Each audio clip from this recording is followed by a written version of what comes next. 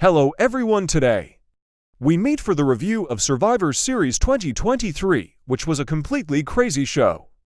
Damage Control Io Sky, Asuka, Bayley and Kairi Sane vs. Bianca Belair, Becky Lynch, Charlotte Flair, Shotzi War Games match. Lynch and Bayley started the match for their respective teams, getting things going with a bit of brawling before Bayley was able to toss Lynch into the cage and then suplex her onto the metal plate between the two rings. Lynch regained control by smashing Bayley into the cage with a series of dropkicks.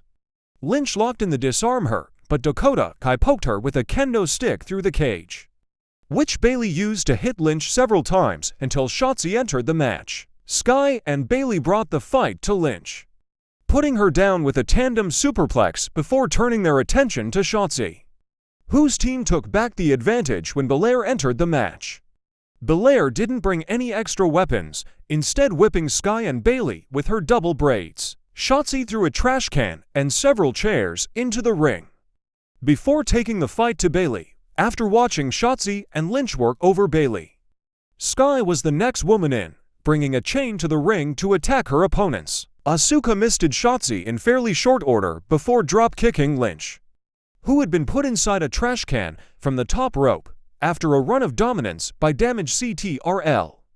The faces fought back, leading to Flair moonsaulting from the top of the cage onto wall for members of Damage Control. Momentum continued to swing every time a new entrant joined the fray, with Sane up next for Damage CTRL and Flair as the final entrant for her team.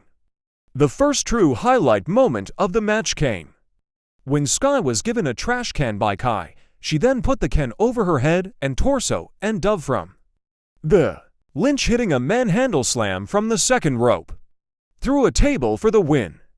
The match really picked up in speed and intensity late, and it worked to build to a solid finish that saw Bayley work as her team's MVP despite seemingly being on the outs among her team while still eating the pin. Intercontinental Championship, Gunther C vs. The Miz. Miz immediately took the fight to Gunther, attacking with chops and strikes before outsmarting the champ by ducking from the ring and then attacking Gunther's legs. After a figure four leg look around the ring post, Miz tried to come off the top rope but was blasted by a kick from Gunther. Gunther laid in some trademark chops and used a German suplex to halt a Miz comeback attempt. Miz managed to fight off a powerbomb attempt before laying an extended series of kicks into Gunther's torso. Miz's comeback was short-lived, but he managed to yank the pad off the turnbuckle, using that as a distraction for the ref to set up to low blows and a skull-crushing finale for a 2 count. Miz tried for another skull-crushing finale, but Gunther grabbed a sleeper hold, which Miz countered by running Gunther into the exposed turnbuckle and then reversing the sleeper into a pin for another near fall. Gunther came roaring back, hitting a top rope splash onto Miz's back and then locking in a Boston Crab and driving a knee into the back to force the submission. This was a really good match that let Miz really showcase wrestling skills that are rarely put on display at this point in his career, and Gunther is Gunther, so he more than held up his end of the match. Funny facts: R-Truth returns to the screen to promote an ad for Ruffle. Santos Escobar vs. Dragon Lee. Escobar went on the offense quickly, go in for early pins before tossing Lee from the ring. Escobar then stuck Lee's leg between the ring post and steps, only for Lee to fight him off. This set Lee up to leap over the top rope to hit a Rana on Escobar from the ring apron and follow up with a big dive to the outside. Escobar would come back with a Rana on Lee as the two men stood on the top rope, securing a near fall. Big moves continued to be exchanged as both men scored multiple 2 counts but could not put the other away until Escobar hit a phantom driver to win the match. This is one of those matches that ranks as totally fine, while also knowing that there is potential for so much more should the two be given the time to deliver what they're truly capable of. Santos Escobar Diff. Dragon Lee. Women's World Championship, Rhea Ripley vs. Zoe Stark. A brawl immediately broke out between the two women. mostly focused on strikes until Stark hit Ripley with a dropkick that sent her from the ring. After regrouping, Ripley took over, hitting with big power moves and strikes as she grounded Stark. Stark tried to rally, but was met by kicks and knees from Ripley. Stark finally found something with a kick to Ripley's face for a 2 count.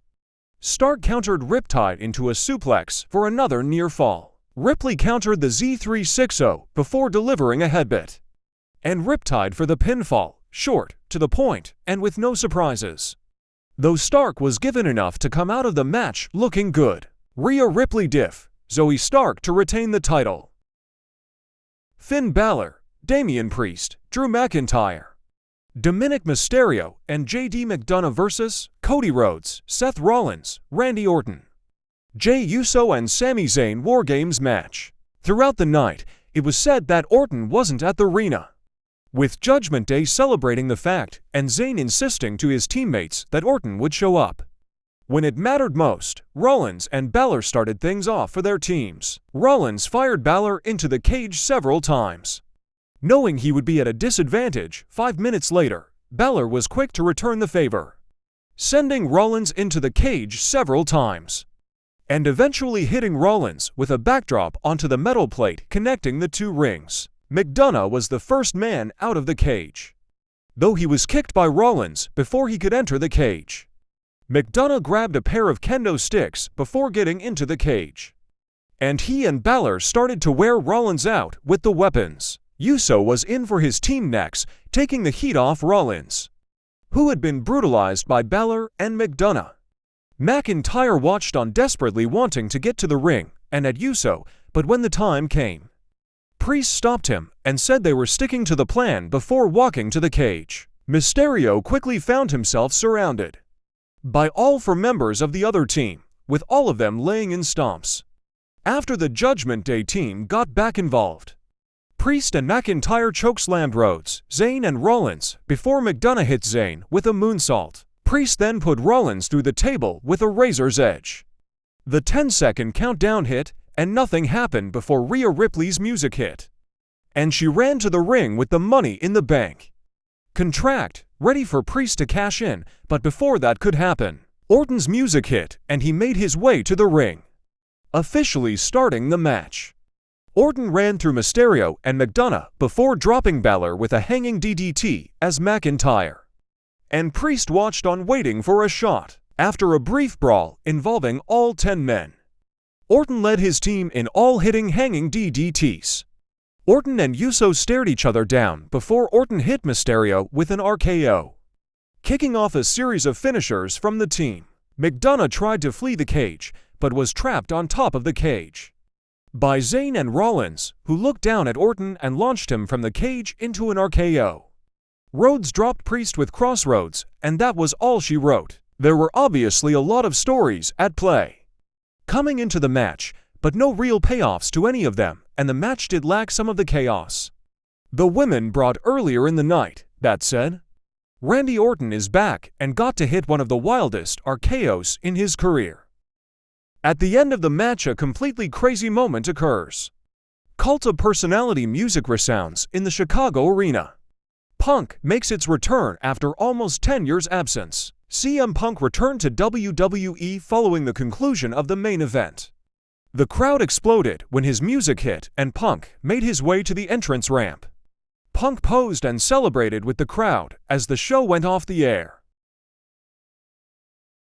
We were able to see videos of Drew McIntyre and Seth Rollins angry about the return of CM Punk. Thank you for listening to the review of Survivor Series 2023, which will mark the return of 2 wrestling legends in the same evening.